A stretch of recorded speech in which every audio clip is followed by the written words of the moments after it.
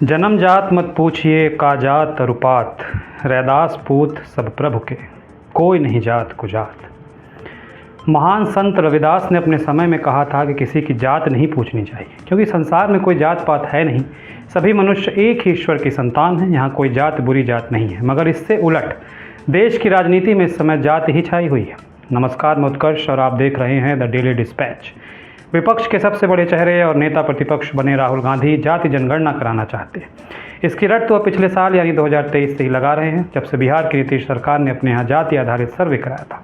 सो इस बार संसद में भी राहुल ने बता दिया है कि अगली बार उनकी सरकार केंद्र में आई तो यह तो होकर रहेगा।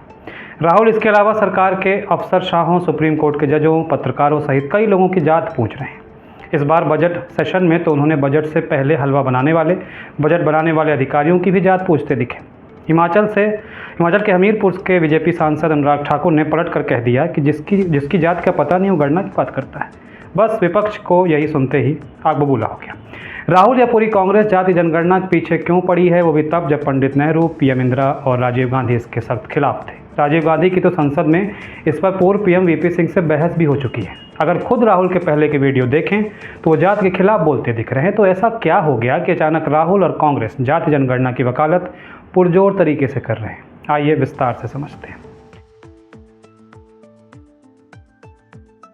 जाति आधारित जनगणना को लेकर आज़ादी के बाद पहली बार 1951 में चर्चा हुई थी। तब जवाहरलाल नेहरू प्रधानमंत्री थे। वो नहीं चाहते थे कि देश में जातिगत जनगणना हो। उनका मानना था कि आज़ाद भारत की पहली जनगणना जाति आधारित नहीं होनी चाहिए। उनका कहना था कि सशक्तिकरण शिक्षा के माध्यम से होना चाहिए, ना कि आरक्षण के माध्यम से। नेहरू ने 27 जून 1961 को सभी मुख्यमंत्रियों को एक पत्र लिखा। इसमें उन्होंने आरक्षण की खिलाफत की।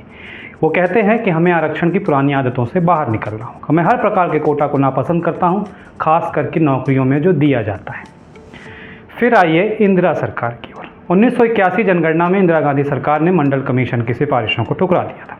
इंदिरा ने मंडल आयोग की रिपोर्ट को ठंडे बस्ते में डाल दिया था। इंदिरा गांधी ने अपने 1983 के स्वतंत्रता दिवस की स्पीच में लाल किले से कहा था कि असल में मेरा विश्वास जातिवाद में नहीं है। मैं तो चाहूँगी कि ये शब्द ही हम अपने देश से हटा दें। हम सब अपने को एक माने, इस महान देश के नागरिक होने के नाते एक माने। इसके अलावा इंदिरा गांधी ने साल 1980 में न जात पर न पात पर, वोट पड़ेगा हाथ पर का नारा दिया था। इंदिरा गांधी के जाने के बाद राजीव गांधी ने अपनी सरकार के दौरान मंडल आयोग को जटिल समस्याओं का पिटारा तक कह दिया था। उन्होंने मंडल आयोग को देश के लिए विभाजनकारी बताया था। देश की संसद में तो उनकी वीपी सिंह से इस बारे में तीखी नोकझोंक भी हुई थी। देश की संसद यानी लोकसभा में राजीव गांधी ने कहा था कि यह बेहद दुखद है कि सरकार की सोच जाति के इर्द गिर्द घूमती है। वीपी सिंह हमारे समाज में दरार पैदा कर रहे हैं। उन्होंने कहा था कि देश का लक्ष्य एक जाति विहीन समाज होना चाहिए और किसी भी ऐसे कदम से बचना चाहिए जो देश को जाति आधारित समाज की ओर ले जाए। उन्होंने कहा था कि सदन में कोई नहीं कहेगा कि जातिवाद का उन्मूलन उस राष्ट्रीय लक्ष्य का हिस्सा नहीं है। इसके काफ़ी सालों बाद 2010 में जातिगत जनगणना के लिए मंत्रियों का एक समूह बना। इसका नेतृत्व प्रणब मुखर्जी कर रहे थे। 2010 में इस पर कोई फैसला नहीं हो सका। कैबिनेट इस पर बटा हुआ था। ये भी कहा जाता है कि कांग्रेस के शीर्ष नेता इसके खिलाफ थे। इसी साल कांग्रेस सरकार ने संसद में जातिगत जनगणना को अव्यवहारिक कहा।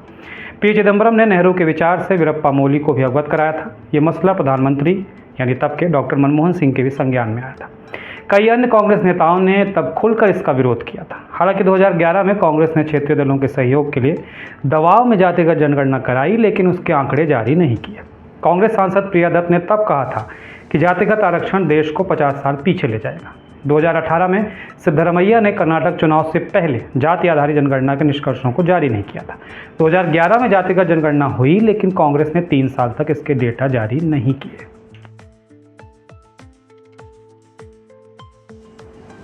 अब राहुल गांधी पर आते हैं, जो शुरुआत में इसके सख्त खिलाफ थे। अब उनका साल 2009 वाला बयान ले लीजिए। तिरुवनंतपुरम में प्रेस कॉन्फ्रेंस के दौरान राहुल गांधी ने कहा था कि उन्हें जाति व्यवस्था पर विश्वास नहीं है और उन्हें लगता है कि देश में गरीबों और अमीरों के बीच का एकमात्र अंतर अवसरों का है। मैं इस बात पर विचार नहीं करता कि कोई व्यक्ति दलित है या नहीं, मैं उसे एक इंसान के रूप में देखता हूँ। तो अब क्या हुआ? इस राहुल और उस राहुल में तो ड्रास्टिक चेंज दिख रहा है। देखा जाए तो राहुल अपनी ही बात का काउंटर कर रहे हैं, वो भी तब जब उनकी दादी इंदिरा, पिता राजीव और उससे भी पहले परनाना पंडित नेहरू इसके सख्त खिलाफ थे।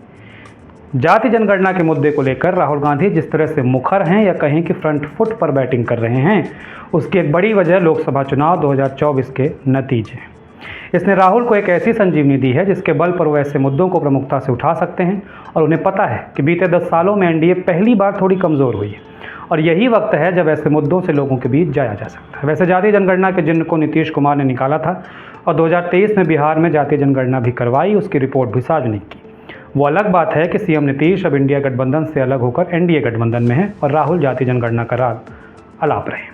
2011 की जनगणना के मुताबिक भारत में कुल 10,42,81,034 आदिवासी हैं, जो देश की कुल आबादी का 8.6% है। देश की कुल आबादी में अनुसूचित जातियों की संख्या 20,13,78,086 है, जो 16.6% है। राहुल ये भी जानते हैं कि महाराष्ट्र हरियाणा में चुनाव है, वहाँ भी राहुल जाति जनगणना का मुद्दा उठाएंगे, हो ना हो। इससे महाराष्ट्र हरियाणा में बीजेपी की गठबंधन पार्टियों के अंदर, आम मतदाताओं के अंदर ये बात जाएगी। इससे चुनाव में बीजेपी बैकफुट में जा सकती है, मगर इससे भी इनकार नहीं किया जा सकता कि कांग्रेस का इतिहास जाति जनगणना पर उतना सीरियस नहीं रहा है। अगर होता तो न इंदिरा मंडल कमीशन पर रोक लगाती, न राजीव इसका विरोध करते। इसे कई राजनीतिक पंडित एक शिगुफा मात्र ही मान रहे हैं।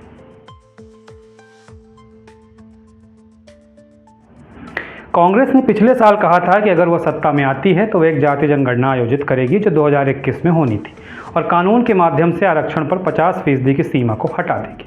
उस समय राहुल गांधी ने कहा था कि जातीय जनगणना न्याय सुनिश्चित करने का मामला है, न कि राजनीति, और जोर देकर कहा था कि कांग्रेस शासित राज्य बिहार की तर्ज पर जाति सर्वेक्षण करे। राहुल गांधी ने जनवरी में भारत जोड़ो यात्रा के दौरान भी इस मुद्दे को उठाया था और कहा था कि अनुभवी कांग्रेस नेता वीरप्पा मोइली के नेतृत्व में एक प्रतिबद्ध व्यक्ति नियुक्त किया गया है। द हिंदू की एक रिपोर्ट में कहा गया कि मोइली ने कहा था कि कांग्रेस के भीतर जाति जनगणना की जो मांग है 1930 के दशक से थी और पार्टी के लिए कोई नई दिशा नहीं थी। विशेषज्ञों का मानना था कि जाति सर्वे कांग्रेस सहित विपक्षी दलों के लिए था जो 2024 के लोकसभा चुनावों में भाजपा पर जीत हासिल करने के लिए लाया गया। इसके अलावा जाति जनगणना संभावित रूप से समग्र आरक्षण पर वर्तमान 50% कैप को चुनौती दे सकती है। इस प्रकार इसने विपक्ष को ओबीसी समूहों से समर्थन हासिल करने और भाजपा की राजनीति को चुनौती देने का अवसर प्रदान किया। दिलचस्प बात यह है कि कुछ सर्वेक्षणों से पता चलता है कि 2019 के आम चुनावों में लगभग 44% ओबीसी ने भाजपा को अपना समर्थन दिया। 2014 के लोकसभा चुनावों में दर 34% से ज़्यादा। तो आज के वीडियो में बस इतना ही। अगर जाति जनगणना पर जानकारी आपको आई पसंद तो करिए लाइक, शेयर और सब्सक्राइब। फिर मिलते हैं किसी नई विषय के साथ, तब तक के लिए नमस्कार।